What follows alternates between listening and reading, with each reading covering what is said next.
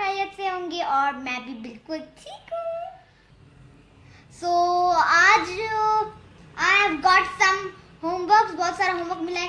So after so many days so I think that अभी मैंने सोचा कि आज मैं बैठ के सारा स्टडी करूँगी, अपने सारा होमवर्क फिनिश करूँगी। तो मुझे मिला है टॉपिक मून। ये जो है मेरा फेवरेट टॉपिक है, जो मैं बहुत शौक से देखती हूँ, जो इस बुक में है। मून आपको पता ही होगा, मुझे बहुत अच्छा लगता है।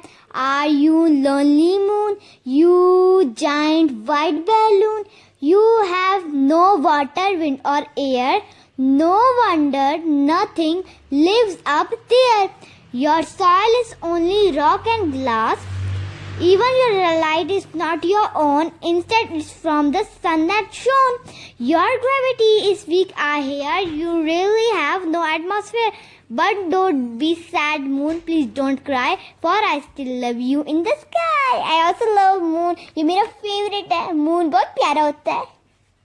Don't cry moon, why are you crying?